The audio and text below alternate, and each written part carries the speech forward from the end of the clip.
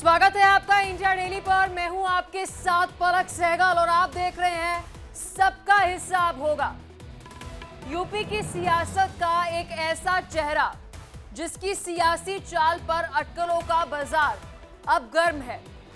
पिछले 3 दिनों में अखिलेश और मायावती दोनों आजम खान के बेहद करीब नजर आ रहे हैं और आजम खान भी मौके का फायदा उठा रहे हैं। कभी अखिलेश तो कभी मायावती की तारीफ कर रहे हैं, जबकि मायावती और अखिलेश दोनों एक दूसरे के विरोधी हैं या कहें कट्टर दुश्मन।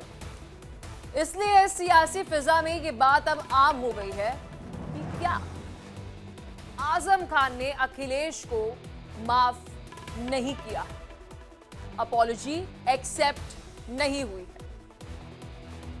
कभी पलटी मारकर मायावती के साथ सियासत की नई पारी जो है वो शुरू कर सकते हैं।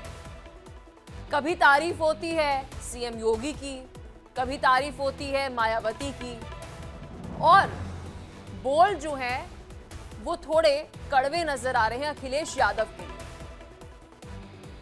आपको उनके ताजा बयान से यह अंदाजा लगाने में मदद मिलेगी कि आजम का अगला पड़ाव जो है वो क्या होगा। ताजा बयान में आजम खान मायावती पर मुलायम नजर आ रहे हैं।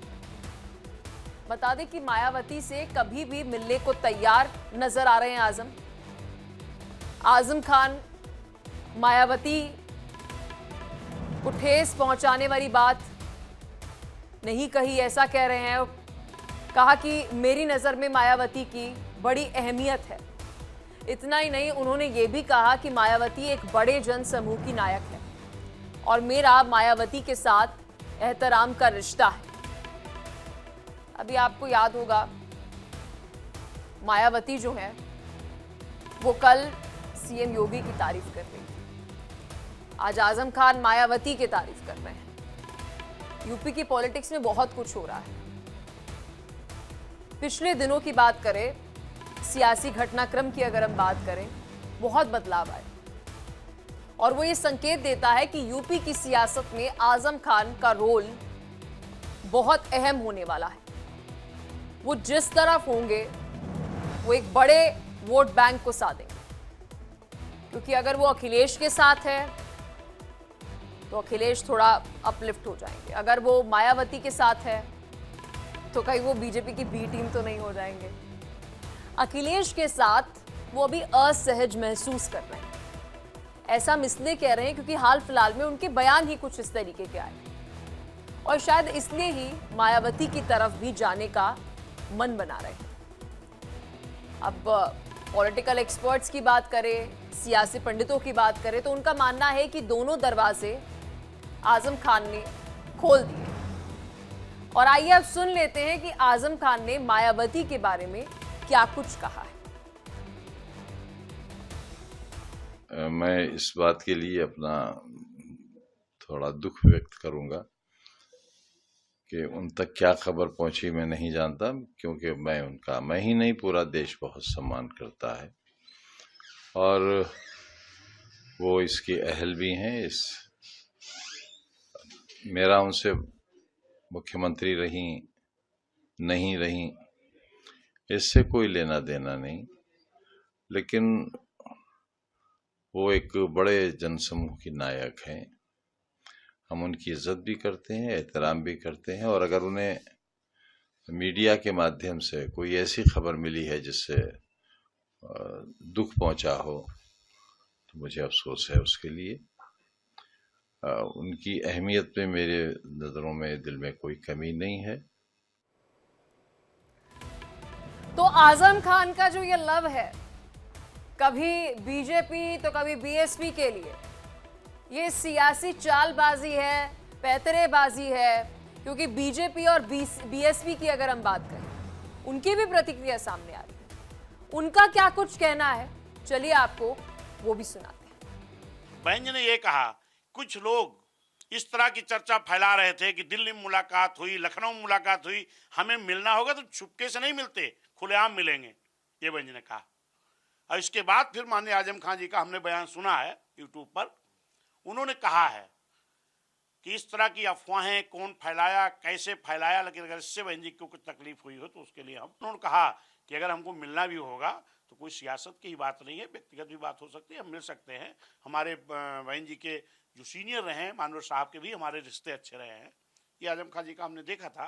लेकिन मान्या बहन जी ने समाजवादी पार्टी का विषय आजम खां के बारे में जो रहे वो भी जग जाहिर है। उनके मन के कुछ प्रश्न रहे होंगे, उनके कुछ विषय रहे होंगे, ये उनका निजी मामला है, उनकी पार्टी का आंतरिक मामला है और उस आंतरिक मामले को राजनीतिक दृष्टि से न देखा जाए।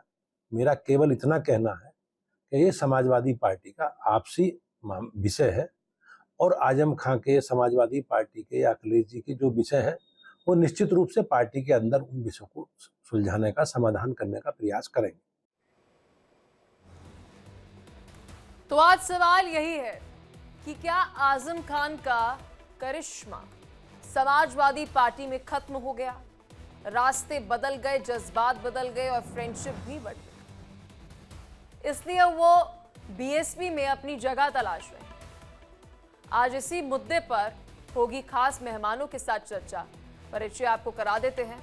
राम कुमार पाल हमारे साथ प्रवक्ता हैं बीजेपी के, धर्मेंद्र सिंह प्रवक्ता हैं समाजवादी पार्टी के, कुछ ही देर में शेखर कुमार पॉलिटिकल एक्सपर्ट हमारे साथ जुड़ जाएंगे, संदीप मिश्रा हमारे साथ जुड़ चुके हैं।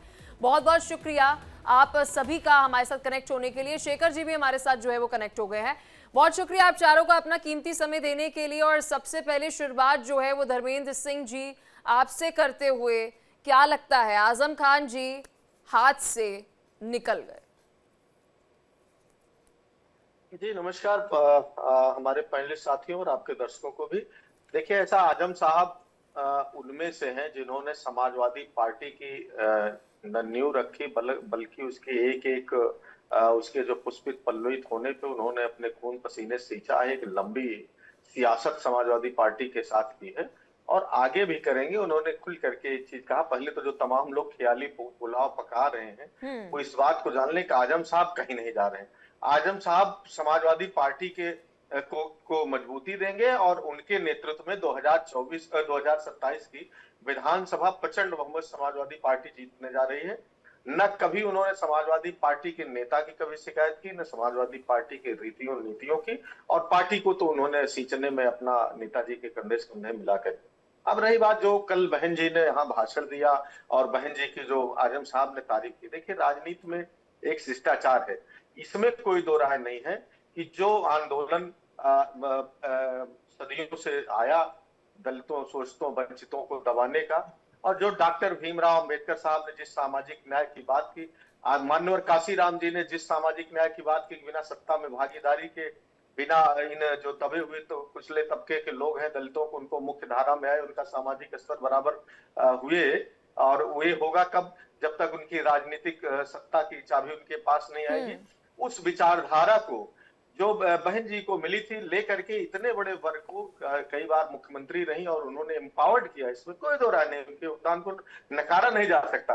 और कौन राजनीतिक व्यक्ति या सामाजिक व्यक्ति है जो बहन राम कुमार पाल जी नेताजी के योगदान को जलवे हैं योगी आदित्यनाथ के, मतलब बात तो कुछ है कि एक तरफ आजम खान जी बीजेपी की तारीफें कर रहे हैं, सीएम योगी आदित्यनाथ की तारीफें कर रहे हैं।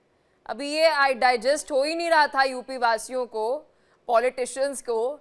मायावती जी आती हैं, फिर वो तारीफ कर देती हैं, फिर उसके बाद आजम खान जी आते हैं, योगी जी की तो तारीफ की ही, राजा जो करता है वो सही करता है, मायावती भी तारीफ कर गई, और अब आजम खान जी जो है वो मायावती की तारीफ कर रहे हैं। तो मतलब हो क्या रहा है यूपी में? कब आपके साथ में सभी पैनलिस्ट को नमस्कार। देखिए, आजम खान की जो बात है, मेन तो आजम खान का वहां के सांसद नदवी से नहीं जमता। उन्होंने एक शब्द कहा था कि मेरे शराफत को मजबूरी न समझे, ये भी उस बाइट में उन्होंने जवाब दिया।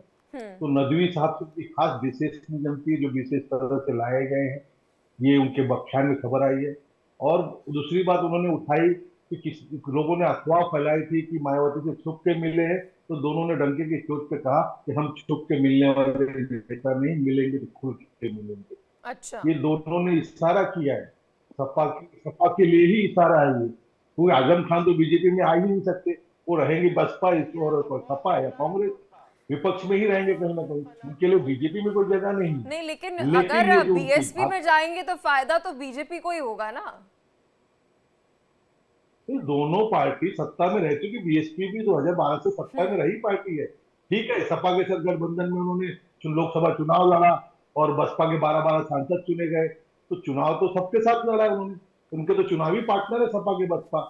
आज मायावती बहन से नाराज न हो, और आजम खान ने बहुत कुछ कहा, काशीराम के बारे में संबंध कहा, सुबह 4 बजे नमाज के बाद में मिलता था, काफी कुछ व्याख्यान किया उन्होंने, तो इस पे भी ध्यान रखना चाहिए।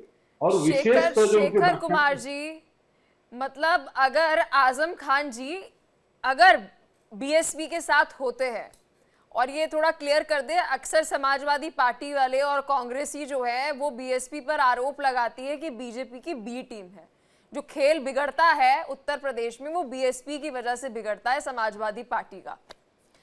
तो सर क्या लगता है, आजम खान अगर बीएसपी के साथ होते हैं, पहले सीएम की तारीफें करना, फिर उसके बाद मायावती की तारीफें करना, तो जो गेम होगी वो किसकी स्ट्रांग होगी और किसकी वीक होगी? क्योंकि आजम खान बीजेपी में तो नहीं जाएंगे, ये बात बिल्कुल सही कही राम कुमार पाल ने।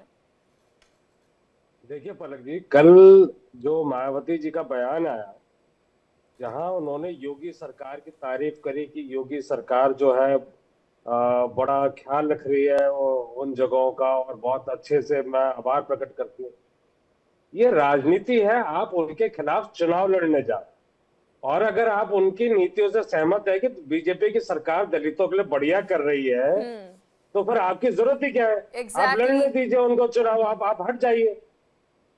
और आज ये आजम खान और मायावती को लेकर अभी राजकुमार पाल जी के बयान में जो उत्साह था, तो अब आपके खिलाफ चुनाव लड़ने को ही आ रहा है, वो आपस में मिल रहे हैं, कोई आपका विरोधी मजबूत हो रहा है, तो आपके उत्साहित होने का क्या कारण है? इन्हीं दो बातों से सारी कहानी स्पष्ट हो जाती है, क्योंकि इस देश में पिछले कुछ सालों से लोगों का हृदय परिवर्तन होता जा रहा है। आजम खान और मायावती जी तो बहुत दूर दूर थे, यहाँ तो चाचा भतीजा में हृदय परिवर्तन हो जाता है। तो क्या कारण है कि इस तरीके का हृदय परिवर्तन हो रहा है? आप इतने, मायावती जैसी जो शख्सियत है, मायावती एक इतनी मजबूत नेता हिंदुस्तान की रही है कि दलित राजनीति का अपने आप में वो एक स्तंभ है, और उन्होंने न सिर्फ उत्तर प्रदेश, दिल्ली में आपको याद होगा बसपा के विधायक होते थे, पंजाब में इनकी बड़ी मजबूत प्रेजेंस थी, ये महाराष्ट्र में चले जाए तो वहां पर इनकी प्रेजेंस होती थी। तो ऐसी नेता आज बिल्कुल चुप बैठी हो। अब मजे की बात यह है कि चुनाव जो अब समीकरण लोगों को बदलते नजर आ रहे हैं, और जिस तरीके से बयानबाजी आ रही है, उन बयानों से साफ नजर आ रहा है कि आप किसके अगेंस्ट लड़ना चाहते हैं, किसके अगेंस्ट नहीं लड़ना चाहते, आपका मुख्य प्रतिद्वंदी कौन है। तो ऐसे नेताओं का हृदय परिवर्तन होना कि वो शांत हो जाएं, और फिर जो धुर विरोधी रहे हैं वो आज आपस में इस तरीके की बातें करें, तो ये बहुत कुछ बताता है कि इस देश की राजनीति का जो एक शैली है वो शैली कैसे बदली, और लोगों का हृदय परिवर्तन किन वजहों से हो रहा है जब उनके ऊपर मुकदमे बनते हैं। तो इन सारी बातों से अभी देखिए 2027 में चुनाव है, ये दो चीजें बहुत देखने वाली होंगी कि पहली बात कि 27 तक में अभी बहुत टाइम, ये दोस्ती कितनी लंबी चलेगी, पहली बात। दूसरी बात, जिस दिन सत्ता परिवर्तन अगर केंद्र में होता है, तब ये लोग कहां के होंगे, ये इधर बैठेंगे या उधर बैठेंगे, वो भी देखने वाली बात। लेकिन अभी शेखर जी, आपको जो पांचों उंगलियां घी में किसकी लग रही हैं?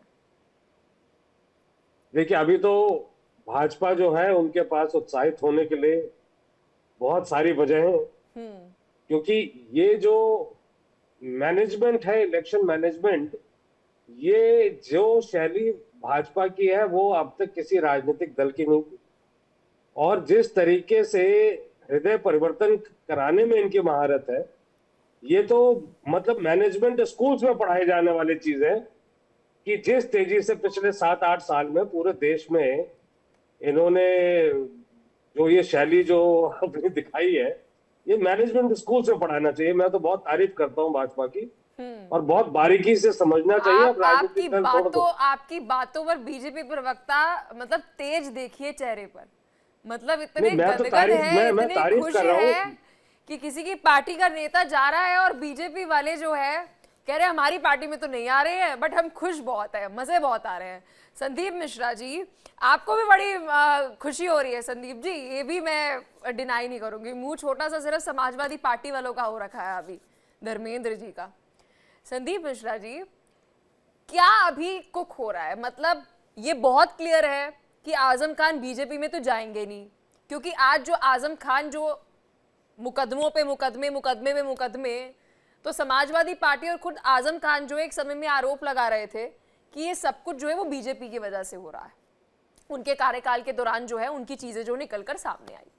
लेकिन बड़ा सवाल यह है कि अगर बीएसपी में आजम खान जाते हैं, मुस्लिम वोट बैंक, जिसे वो अच्छा खासा मुस्लिम वोट बैंक जो है वो अपने साथ लेकर चलते हैं, इससे फायदा किससे होगा? देखिए पलक जी, आपके सभी दर्शकों को पहले मेरा नमस्कार और पैनलिस्ट को भी नमस्कार। मैं एक बात कहूं, मेरे धर्मेंद्र भाई ने जब बात कहनी शुरू की तभी उनकी जबान हल्की सी फिसली, और अच्छा। उसी में इस चीज की सच्चाई सामने थी। 2024 उन्होंने कहा, 2027 कहने के पहले फिर उन्होंने करेक्ट कर लिया। इस सब के पीछे कहीं न कहीं 2024 का लोकसभा चुनाव है, जिसमें बाहें तो मजबूत दिखी कि भाई हम बहुत मजबूत हो गए हैं, लेकिन सच्चाई पता थी दोनों को ही कि अगर बसपा के वोटर्स ने थोड़ा सा रुख सपा की तरफ नहीं किया होता तो शायद जो ये सीटें आई लोकसभा चुनाव में सपा की, वह नहीं आती।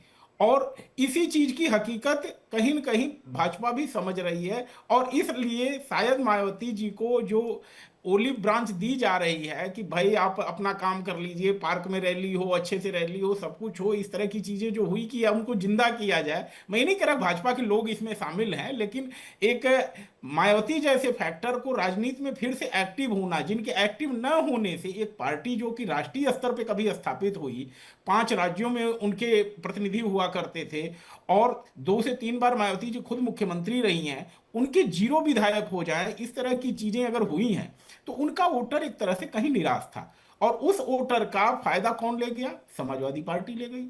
अब बसपा के पास सवाल ये है कि क्या मुस्लिम वोट मेरे पास आएगा, सपा का सवाल है कि क्या दलित वोट मेरे पास आएगा। और इसी लालच में दोनों ही तरफ है कि अगर आजम खान हमारे पास आएंगे तो हो सकता है कि दलित और मुस्लिम समीकरण बने, जिससे हमारी सीटें अच्छी खासी आ जाएं। ऐसी उम्मीद बहन मायावती जी को है।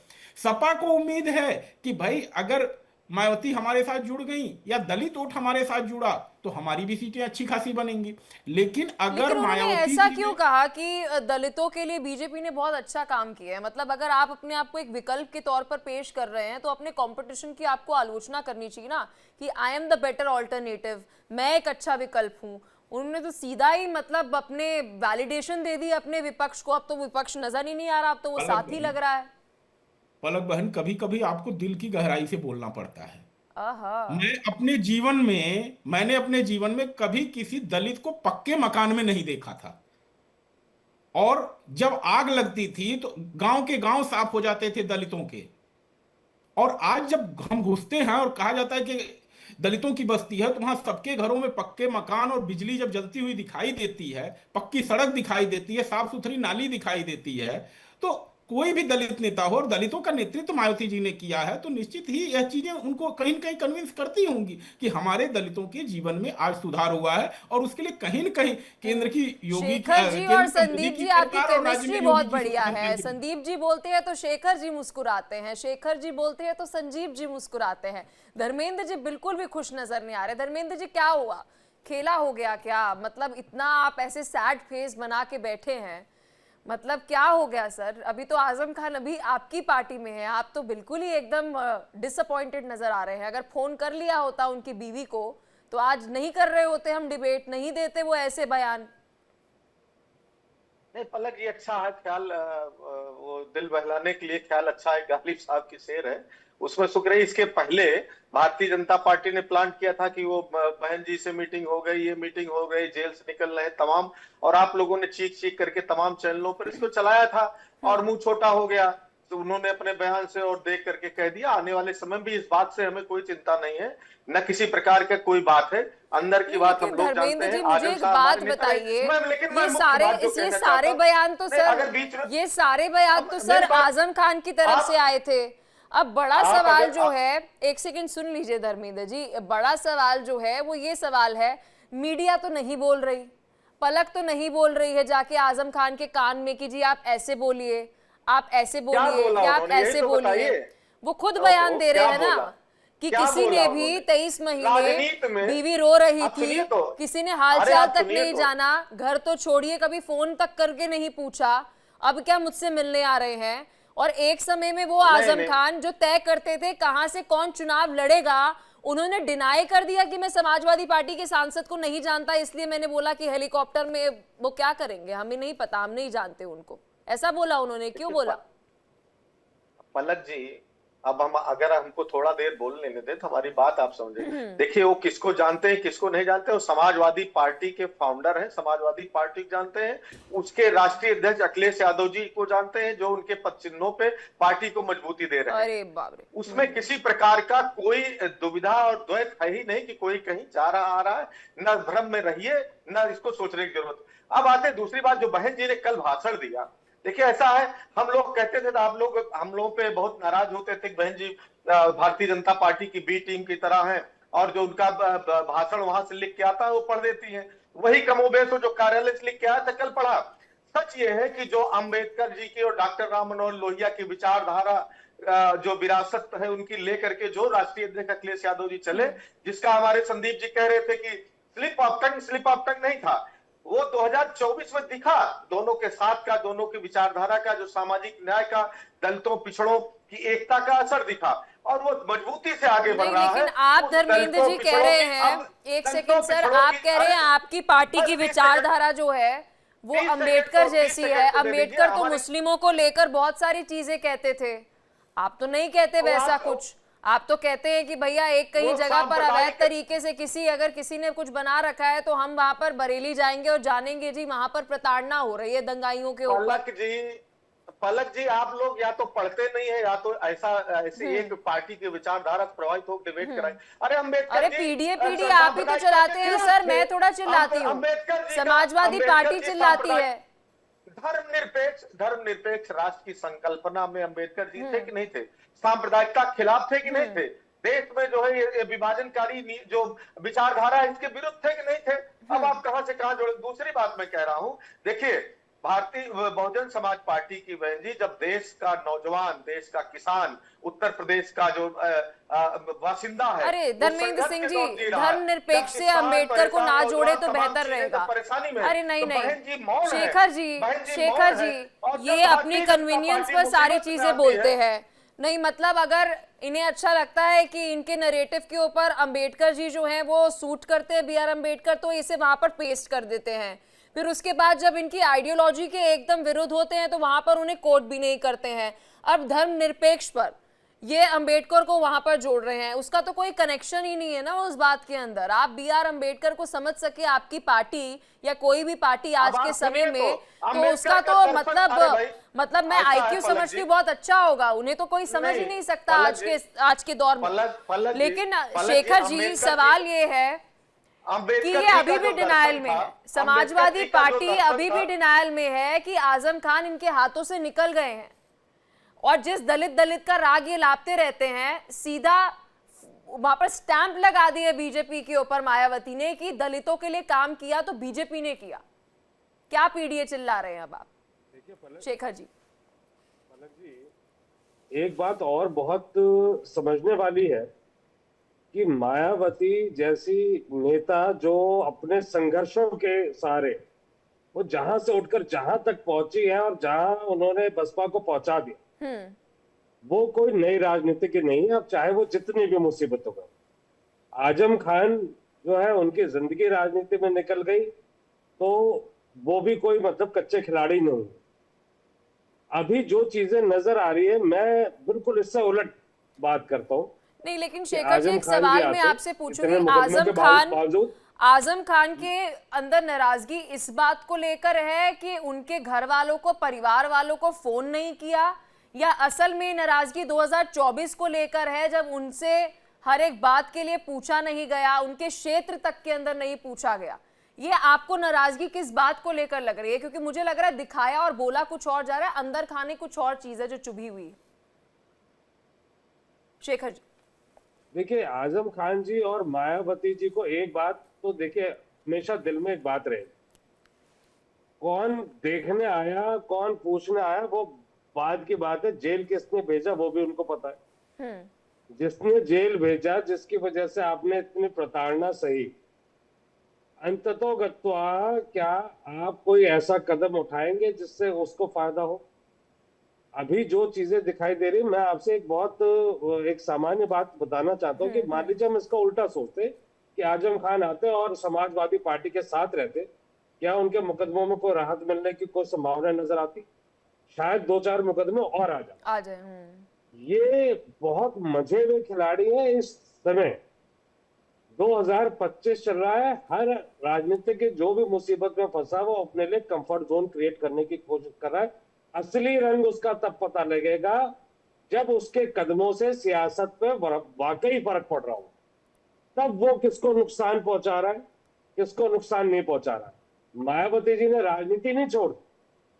मायावती जी चाहती हैं, अगर राजनीति में जिस तरीके से उनका रुझान नजर आ रहा है, तो वो कह सकती थी कि जी मैंने राजनीति छोड़ दी, मेरे पास नई कमान आ गई है और वो मेरा राजनीतिक उत्तराधिकारी चलाएंगे, लेकिन वो सक्रिय है। क्या कारण है कि वो सक्रिय है?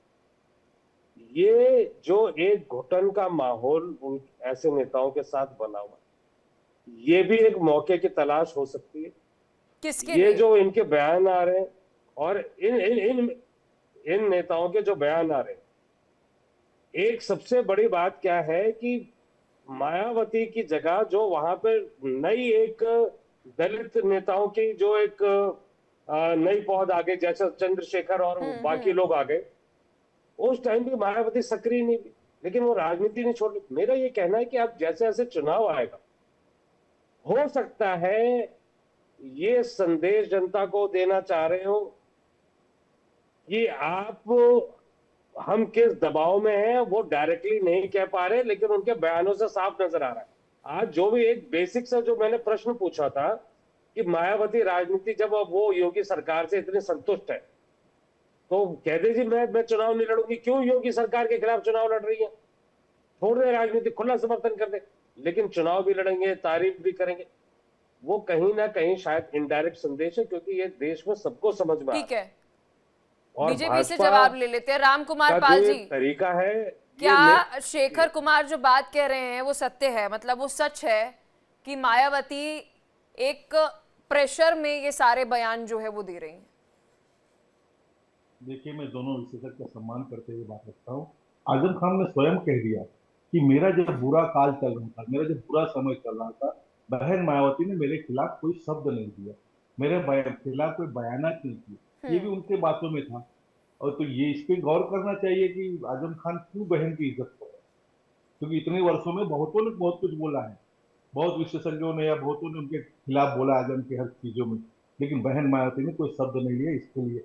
और शेखर जी, हम विपक्ष मजबूत चाहते हैं, बिना विपक्ष कोई देश और कोई प्रदेश या कुछ नहीं चलता। अरे रहने और दीजिए हमारे सर। घर में अरे राम गोपाल, धर्मेंद्र ईडी और सीबीआई विपक्ष को मजबूत कर रही, क्या बात है राम कुमार क्या पाटिल, बात क्या है? बात है। मेरा एक प्रश्न है, वाह, तालियां पलक जी, तालियां। मेरा एक प्रश्न है। इनको अप्रिशिएट करिए सर, शेखर जी। चलिए धर्मेंद्र जी, ये देखिए कम से कम आपके बोलों पर एक बात तो है, प्रश्न है पलक जी, एक बोल या आपके बोलों पर एक बात तो है। धर्मेंद्र जी आधा घंटा हो गया डिबेट में, अब जाके मुस्कुराए हैं। बोलिए राम कुमार।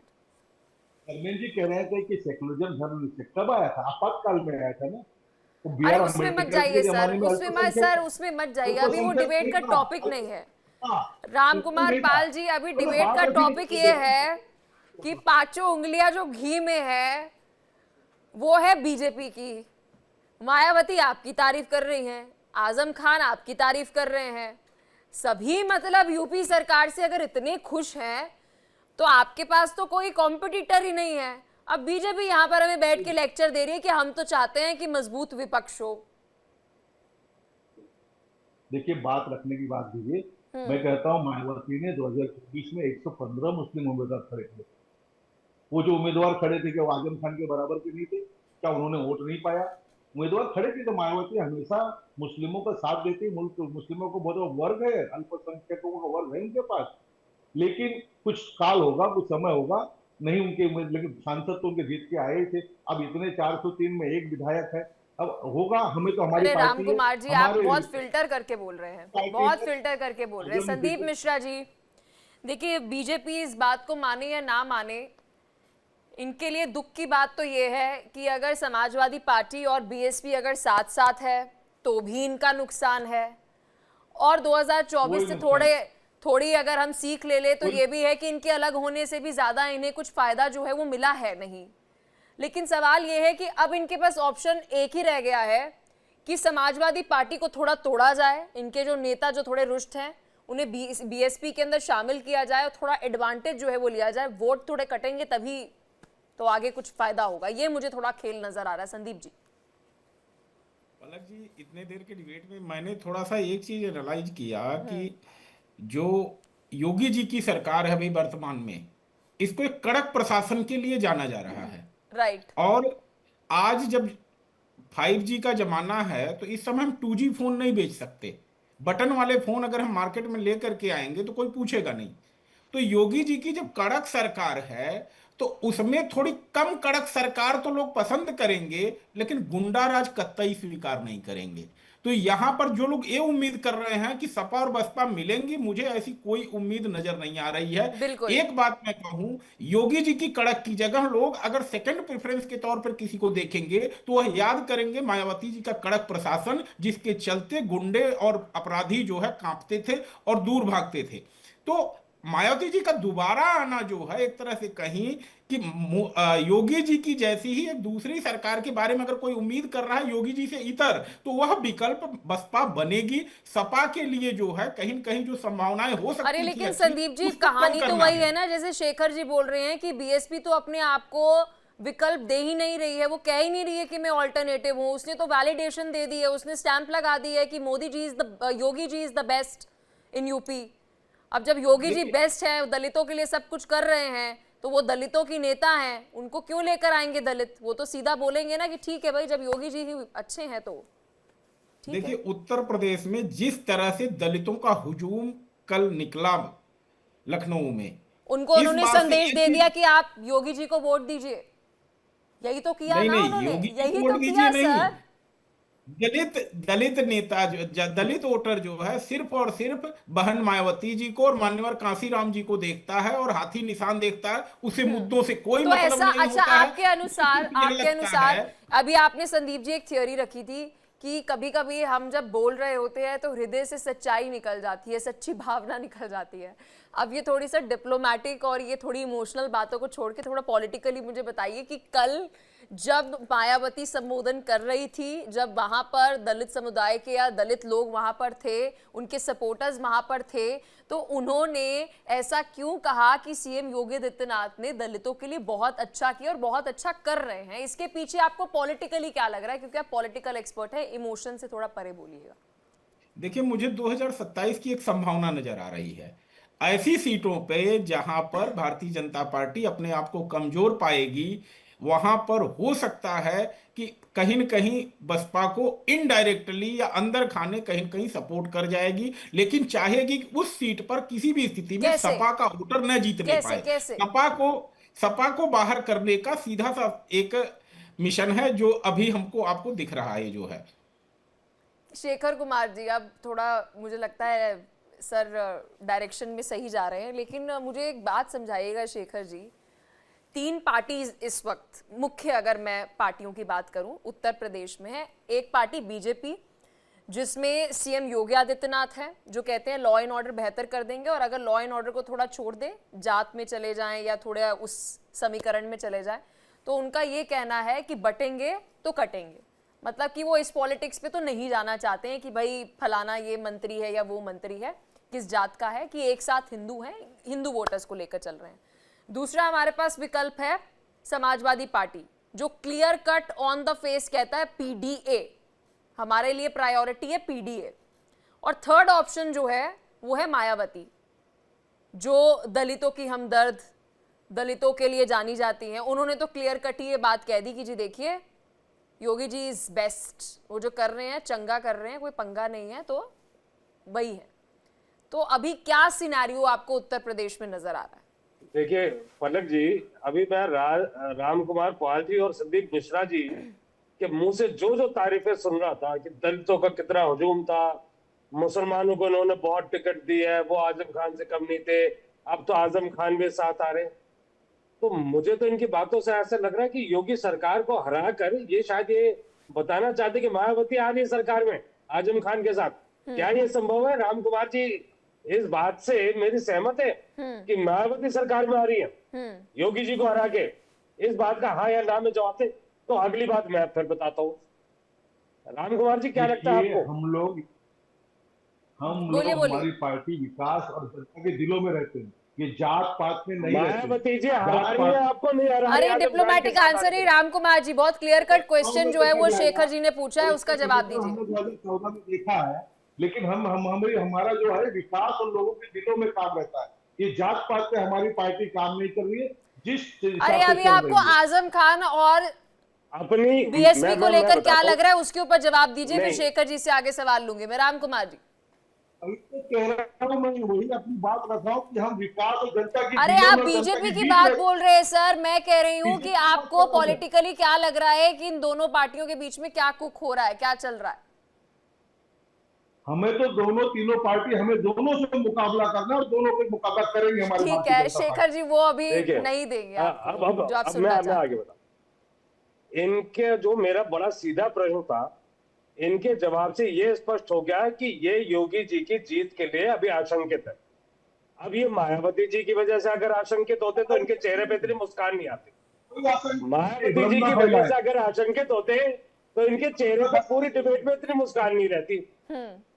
अब ये जो इनकी आशंका है ये जनता भी समझ रही कि कौन कहां सक्षम है। जनता के लिए बहुत बड़ा मुद्दा होता है कि अगर किसी का वो विरोध करते हैं तो वो ये देखते हैं उसको हराने की स्थिति में कौन है।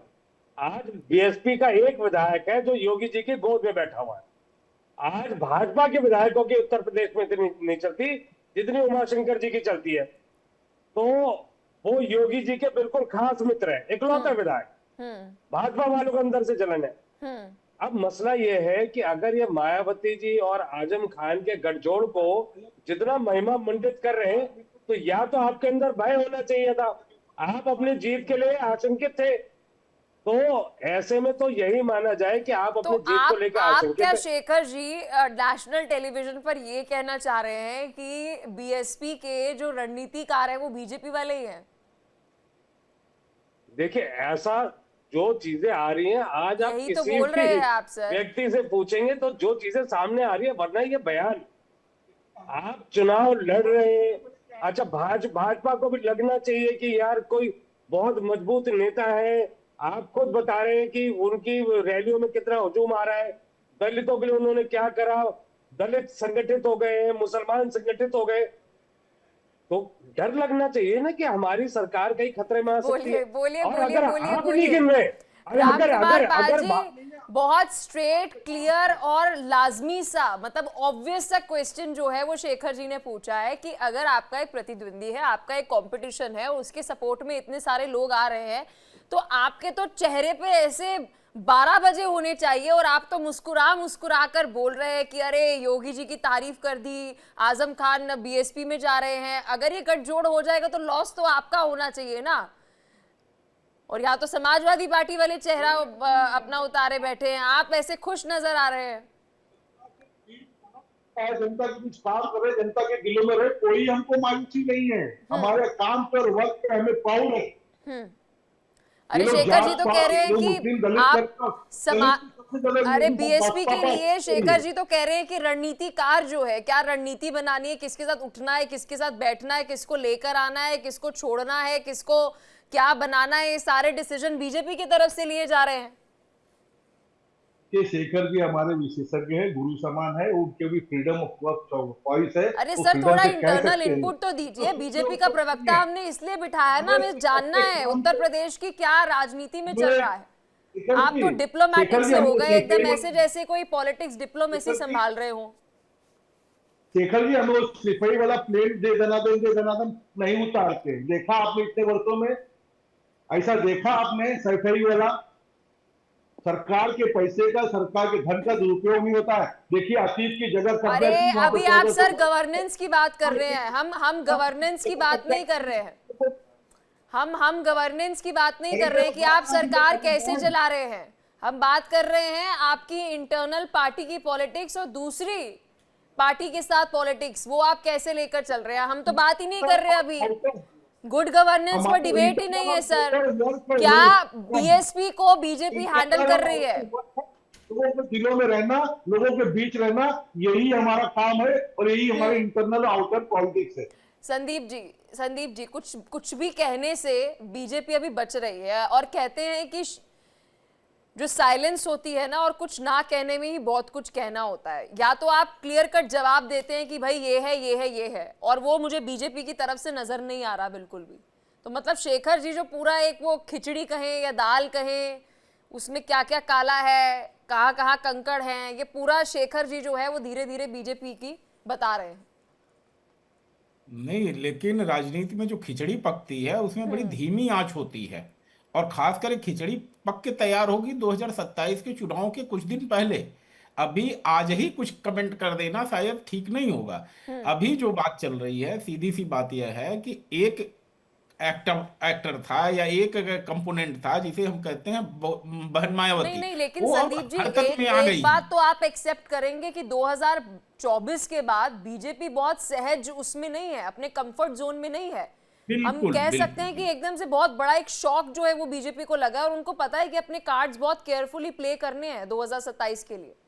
इस बात को हमारे रामकुमार पाल जी भी स्वीकार करेंगे कि कार्यकर्ताओं की मेहनत और कार्य करने के बावजूद भी चुनावी नतीजे बदल जाते हैं। 2024 का जो नतीजा रहा, खासकर उत्तर प्रदेश के लोकसभा चुनाव में, वह यह दिखाने के लिए या अलर्ट करने के लिए पर्याप्त है कि बहुत ज्यादा हम किसी चीज पर निर्भर होकर के नहीं बैठ सकते। हमें उन सभी संभावनाओं को भी देखना होगा जहां कहीं भी वोटर लास्ट मोमेंट टर्न हो सकता है एक पार्टी से दूसरी की तरफ जो है।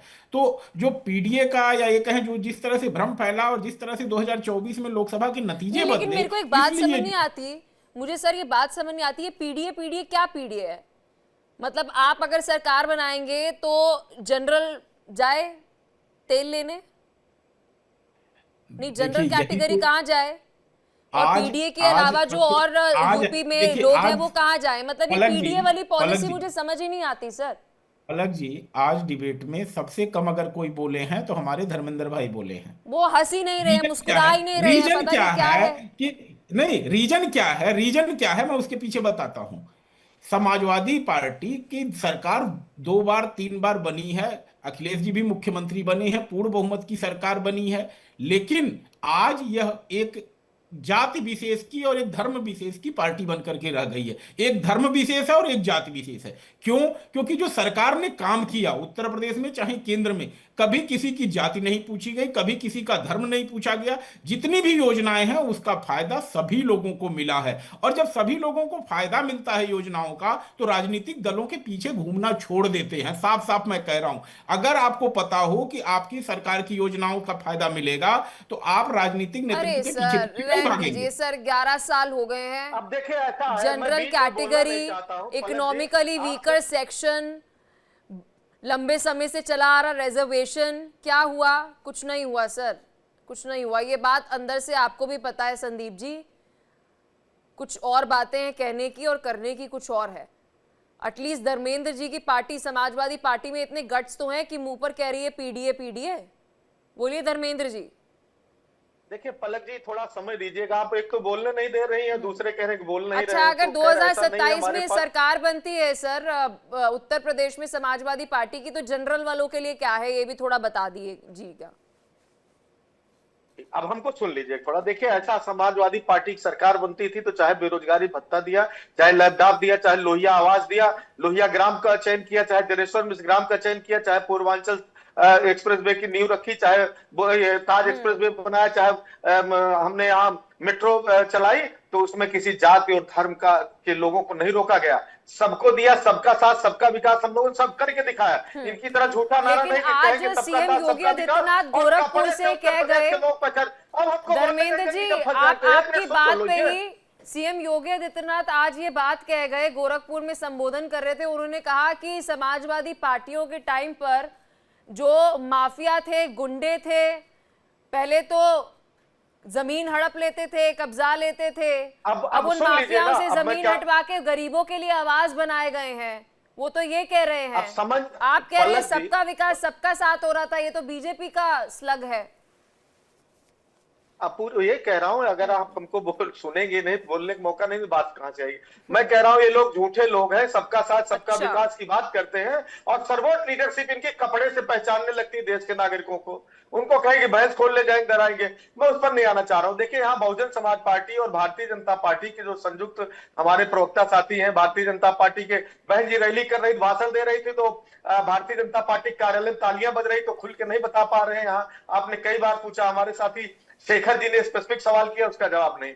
लेकिन सच ये है कि जो अंबेडकर साहब की, अंबेडकर जी की विचारधारा थी, जो काशीराम जी की विचारधारा थी, जो सांप्रदायिक शक्तियों के खिलाफ थी, जिस सामाजिक न्याय की बात करते थे, जो कहते जाओ अपने घर की दीवारों पर लिख दो कि हम इस देश की शासनकर्ता जमात है, उनको सामाजिक न्याय दिलाने के लिए आदरणीय अखिलेश यादव जी, चाहे डॉक्टर राम मनोहर लोहिया 100 में पावे साथ, जो जिसकी जितनी हिस्सेदारी उसकी उतनी भागीदारी, इन नारों के साथ जो अंबेडकर जी की विचारधारा, आदरणीय काशीराम जी की विचारधारा, जिसका उत्तरदायित्व बहन मायावती जी पर था, शुरुआत में चल रही थी, लेकिन उस विचारधारा को जो उन्होंने बी.आर. अम्बेडकर जी की क्या विचारधारा थी?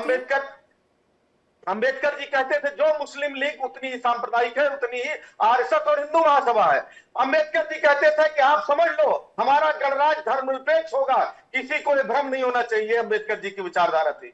आप कहां ले जाना चाहते हैं डिबेट को और देश को? संदीप जी, उस विचारधारा को भारतीय जनता पार्टी और आरएसएस सावरकर की विचारधारा के उनके चरणों में ले जाकर के हैं बी.आर. अम्बेडकर काम किया। इसलिए आज शहर में वो किताब खोलकर मूल लिखी किताब जो है वो मैं पढ़ा देती कि उनकी आइडियोलॉजी क्या थी और उसके एकदम विरुद्ध जो है, उसके एकदम अगेंस्ट जो है वो समाजवादी पार्टी जो है वो चल रही है। इनका कहना है कि कोई धर्म नहीं है, कोई जात नहीं है, सब एक समान है। संदीप जी, कोई धर्म नहीं है, कोई जात नहीं है, सब एक समान है। और यही पीडीए चिल्लाते रहते हैं हर समय, पीडीए। और वही दूसरी तरफ बटना बटने की बात जो है वो सीएम योगी आदित्यनाथ कहते हैं। मुझे समझ नहीं आ रहा कि यहाँ पर धर्मेंद्र जी की बात पर विश्वास करूं या राम कुमार जी की बात पर विश्वास करूं कि कौन सी पार्टी क्या कह रही है और असल में वो क्या कर रही है। संदीप जी, देखिए, धर्मेंद्र जी ने अपनी बात में ही विरोधाभास पैदा कर दिया। पहले तो उन्होंने कहा सबका साथ सबका विकास वाली बात, और फिर आ गए पीडीए पे। भाई, आप परिवार डेवलपमेंट के अलावा कुछ नहीं किए हैं, साफ साफ सब लोग जानते हैं। आपके यहाँ जब मौका मिलता है तो सबसे पहले तो अपने परिवार वालों को मौका मिलता है और फिर मिलता है एक जाति विशेष, एक धर्म विशेष को। आपको जब तक पूरे पिछड़े समाज का समर्थन था तब तक तो आपको जनाधार था। आज आपका जनाधार पूरी तरह से खिसक चुका है और सबसे बड़ी बात, एक नया सिलेबस आ गया आपको पढ़ने के लिए। आप ये मान चुके थे कि दलित वोटर आज नेतृत्व विहीन है, उसके पास कोई नेतृत्व नहीं है और वह मजबूरी में हमारे पास आएगा जब हम पीडीए का राग अलापेंगे। लेकिन एक बात मैं बता दूं, अगर मायावती जी आईसीयू में भी रहेंगी, नहीं भी एक शब्द बोलेंगी कभी भी जीवन में, तो उनके नाम पर और मान्यवर काशीराम जी के नाम पर दलित वोटर उनके साथ खड़ा होगा। लेकिन शेखर कुमार जी, आज भी 2025 में मोर देन 75 ईयर्स, 75 साल से ज्यादा आजादी को हो गया है, अभी भी हम जात के ऊपर डिस्कशन कर रहे हैं, कास्ट सेंसस के ऊपर डिस्कशन कर रहे हैं, सेंसस पे भी नहीं, कास्ट सेंसस पर डिस्कशन कर रहे हैं। कहां से, कौन से क्षेत्र से, किस जात के शख्स को हमें टिकट देना है, उस पर डिस्कशन कर रहे हैं। हम कहीं आगे ही नहीं बढ़े हैं। मुझे लगता है हम अभी भी सेम पेज पे हैं सर। ऑन द फ्रंट हम दिखा दें हम 4th बड़ी इकोनॉमी है ऑन द फ्रंट हम दिखा दे कि थर्ड हम बन जाएंगे, लेकिन डीप रूटेड हम वही हैं जो अंग्रेज डिवाइड करके गए कास्ट के बेसिस पर, आज भी हम वही बटे हुए हैं ना। देखिए पलक जी, अंग्रेजों ने सबसे पहले धर्म के नाम पे डिवाइड करा था, जो हिंदू मुसलमान करवाया था, और उस टाइम अंग्रेजों का साथ देने वाले जो संगठन थे वही राजनीति आज भी कर रहे हैं। दूसरी बात, अगर कास्ट की बात करेंगे, मैं वो आदमी हूं जो संघ के विद्यालय से पढ़ा हुआ। जब एंटी मंडल कमीशन आंदोलन चला, मैं सबसे आगे होता था, मुझे लगता था मेरा हक मारा जा रहा है और कोई और आकर रिजर्वेशन वाला ले जाए।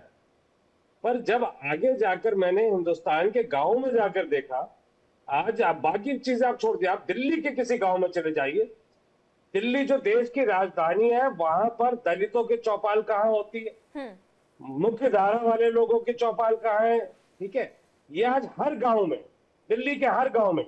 और अगर आप उत्तर प्रदेश, राजस्थान और बाकी जगहों पर जाएंगे तो आपको पता लगेगा। आज मुझे अरे नहीं, लेकिन शेखर कुमार जी मुझे एक बात बताइए, जब वो कार सेवक जो है, वो कार सेवक जो है, या राम मंदिर की मुहिम के अंदर जो अलग अलग लोग थे, उसमें पता था कि कौन कौन ब्राह्मण है, कौन दलित है, कौन कौन सी कास्ट का है। इंडिया के one of the top colleges से लॉ करवा दिया। लेकिन नहीं शेखर जी, आप तक मेरी आवाज पहुंच रही है शेखर जी? जी, सवाल मेरा ये है कि उत्तर प्रदेश में जब कोई आंदोलन हो रहा होता है, वो कार सेवकों के ऊपर जब गोलियां चलाई जाती है, तब क्या पूछा जाता है कि आप कौन सी जात के हो, आप पीडीए हो या नॉन पीडीए हो? तब समाजवादी पार्टी को नजर नहीं आता, तब सिर्फ अपनी एंटी हिंदू राजनीति नजर आती है। वहां पर भी तो स्पेसिफिक हो जाइए ना। नहीं, देखिए, ये एंटी हिंदू राजनीति वाली बात मैं आपको बताता हूँ। इस देश में भी एक नैरेटिव चल रहा है कि बांग्लादेश से कोई आएगा अगर हिंदू, उसको नागरिकता मिल जाए, कोई पाकिस्तान से आएगा, कोई कहीं से अगर हिंदू आएगा तो उसको सीए में नागरिकता मिल जाए। अब पूछा कि आप कैसे उस पर विश्वास कर सकते हैं? कहते नहीं, हिंदू गद्दार नहीं होता, हिंदू जो है वो हमारे साथ रहेगा। अब इन्हीं लोगों से अगर पूछो कि अखिलेश यादव क्या एक नंबर के गद्दार है, केजरीवाल क्या है, वो महागद्दार है, ममता बनर्जी क्या है, वो महागद्दार है, जो अगर भाजपा का नहीं है वो एंटी हिंदू इनके हिसाब से। बाकी लोग क्या, वो धर्म में विश्वास नहीं रखते, वो क्या अपने ईश्वर में आस्था नहीं रखते? क्या भाजपा के आने के बाद से लोगों ने ईश्वर में विश्वास रखना शुरू किया? तो चीजें ऐसी नहीं है, सिर्फ एक नैरेटिव बनाया हुआ है इन लोगों ने। और वो इतनी तेज, क्योंकि मैं तो संघ के स्कूल से पढ़ा हूं, वहां तो सबसे पहले आपको सबसे तेज बोलना सिखाते। कहीं 20 लोग होंगे तो 2 लोग इतना शोर मचा देंगे, लगेगा मेजोरिटी उनकी है। आज मैं एक बात, पूरी डिबेट में मैंने भी प्रश्न उठाया, आपने 3 बार उस प्रश्न को दोहराया कि क्या ये आश्वस्त है कि योगी जी इस बार रिपीट करेंगे? एक बार भी भाजपा प्रवक्ता जो सत्तारूढ़, ठीक है राम कुमार जी, एक बार भी पहुंचे राम कुमार जी, कॉन्फिडेंस 2027 में मुख्यमंत्री योगी आदित्यनाथ की सरकार जो है वो बनने जा रही है, सामने चाहे समाजवादी पार्टी हो या फिर बीएसपी हो, क्या कॉन्फिडेंस है इस वक्त बीजेपी का? और बीएसपी के साथ आजम खान के होने से यहाँ पर बीजेपी प्रवक्ता इतना खुश और इतना सहज क्यों नजर आ रहा है? देखिए, 1,00,000% हमको खातरी है हमारी भाजपा परिवार की सरकार आएगी। 1,00,000%, 1000% नहीं। क्यों? कि हम काम पे कर रहे हैं, आपके जैसे जातिवाद नहीं कर रहे हैं। अभी शेखर गुरुजी ने क्या कह दिया कि हिंदू गद्दार है, नहीं है। अरे रहने दीजिए सर, कहाँ से किसको टिकट मिलती है ये सबके सामने है। अरे सर, कहाँ पर किसको टिकट मिलती है राम कुमार जी, मीडिया के और दर्शकों के सामने है। ये इस बात को क्यों रखा उन्होंने? हमने किसको कभी बुलाया इसलिए किसको गद्दार? अरे राम कुमार जी, सबके सामने है, क्योंकि सबको पता है कि जब चुनाव होते हैं किस क्षेत्र से किसको, पूरा एनालिसिस करने के बाद, सर्वे करने के बाद टिकट जो है वो दी जाती है। उस बहस को आप छोड़ दीजिए। बहरहाल समय इतना ही था। बहुत शुक्रिया आप चारों का, आपने अपने कीमती समय दिया और विस्तार से इस मुद्दे पर चर्चा की। तो देखिए, आजम खान जी अभी है कंफ्यूज्ड, वो अभी सोच रहे हैं, उन्हें हो रहे हैं मूड स्विंग्स। कभी उन्हें सीएम योगी आदित्यनाथ अच्छे लग रहे हैं, वो कह रहे हैं कि राजा तो हमेशा सही होता है, और कभी उन्हें मायावती जी अच्छी लग रही हैं। लेकिन अखिलेश यादव और समाजवादी पार्टी के साथ अभी मामला थोड़ा ऐसा ही चल रहा है। आज विस्तार से इसी मुद्दे पर चर्चा की। यहाँ रुक रहे छोटे से ब्रेक के लिए, लेकिन इंडिया डेली अब आपके स्मार्ट टीवी पर भी मौजूद है। इंडिया डेली 24/7 अब इन सभी प्लेटफॉर्म्स पर आप लाइव देखें।